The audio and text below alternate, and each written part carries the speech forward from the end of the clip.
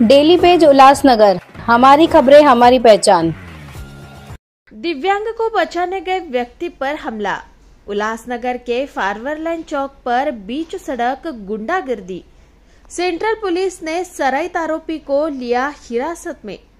उल्लासनगर के फारवर line चौक में दिल दहलाने वाली घटना घटी है, जहां स्थानीय गुंडों द्वारा पिटाई के दौरान एक विकलांग व्यक्ति को बचाने गई व्यक्ति की बेरहमी से पिटाई की गई। इस दौरान आरोपियों ने सड़क पर चीख पुकार मचाकर दहशत फैलाई दी। इसलिए दुकानदारों ने डर के मारे अपनी दुकानें बंद कर दी। पुलिस ने आज सुबह इस स्थानीय गुंडे को गिरफ्तार कर लिया है। संजय गजानन जाधव नाम का व्यक्ति शुक्रवार रात करीबन 10 बजे फारवर line road Ulhasnagar camp number 3 पर खाना पार्सल लेने आया था।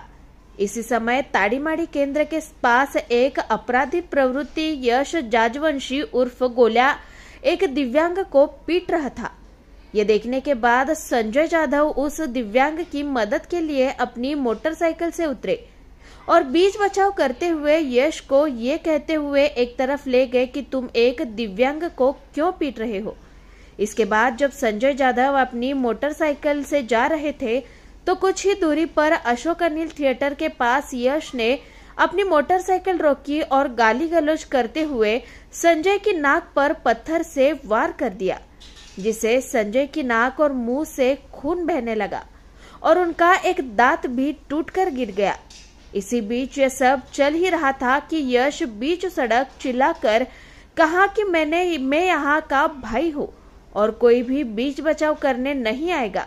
इससे आसपास के दुकानदारों ने अपनी दुकानें बंद कर ली और ठेले वाले भी डर के मारे भाग गए।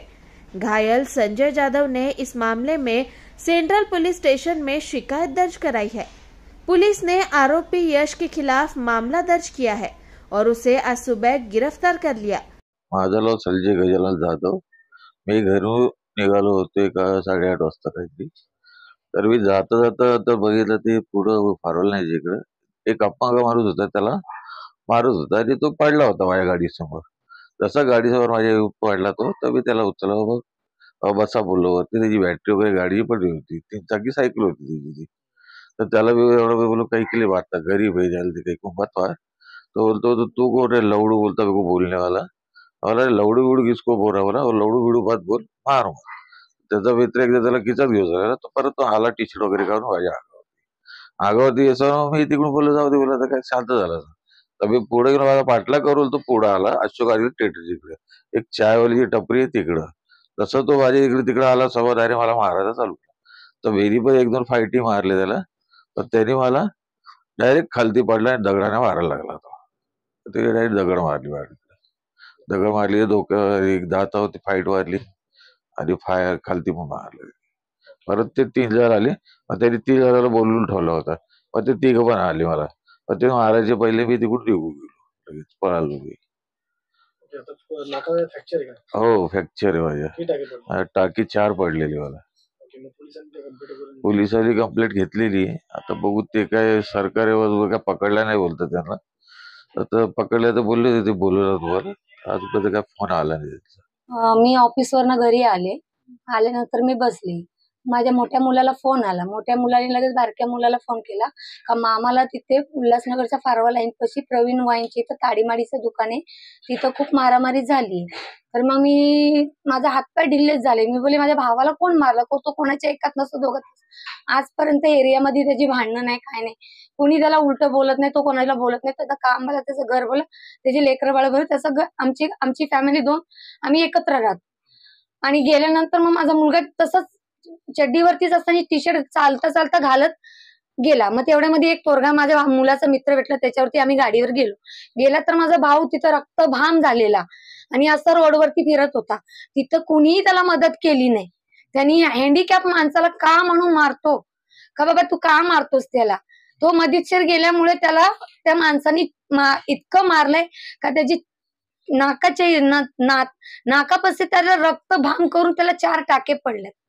आज आमच्या भावाला, आज असल्या माणसाला कुणी मारतंय जो कोणाला चांगली मदत करायला जातो तसल्याला मारतो। मग हे असले पोरं लोक उद्या सकाळी कुणाच्या पण घरातून कोणाही खलास करू शकतात, येणारे जाणारे लोकांना पण मारू शकते। मग सर कसं करायचं, आम जनतेने कसं राहायचं? पोलीस स्टेशन गेलो होतो पोलीस स्टेशन मध्ये गेले, सगळ्यांनी मला खूप सहकार्य केलं. मी आमच्या डिपार्टमेंट मधल्या लोकांना फोन केला, आमच्या लायसन्सी लोकांना फोन केला, ताडीमाडीवाल्यांना. त्यांनी मला सगळं बोलला का मॅडम असा असा प्रॉब्लेम इथं झालेला होता, माझ्याकडे व्हिडिओ शूटिंग आहे कॅमेरामध्ये, ती तुम्हाला पाठव. त्यांनी मला लगेच पाठवली. त्यांनीही मला खूप सहकार्य केलं. त्यांनी पाठवलं लगेच. मी अधिकाऱ्यांना दाखवली, अधिकाऱ्यांनी पण लगेच बोलले बरोबर मॅडम तुम्ही आमचं काम तुम्ही केलंय, म्हणजे आम्हाला तिथपर्यंत जायला दिलं नाही, तुम्ही आमचं काम पटकन केल्यामुळे त्यांनी मला पण धन्यवाद केलं. आणि त्यांनी माझी सगळी FIR वगैरे सगळी लिहिली. पोलिसांनी काय अपेक्षा?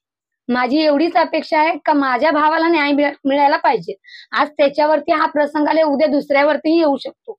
तुम्ही काहीतरी कानून कायदेशीर तुम्ही त्यांच्याशी लढा, पण त्यांना गुन्हा दाखल करा आणि माझ्या भावाला न्याय द्या. बस एवढंच माझं बोलणं आहे, बाकी माझं काही नाही. आम्हाला भांडणं करायची नाहीये.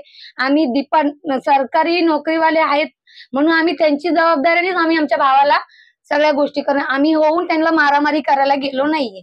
आणि आम्हाला तसं करायचं, आम्हाला एवढीच अपेक्षा का आम्हाला न्याय भेटायला पाहिजे. बस एवढीच अपेक्षा आहे आम्हाला.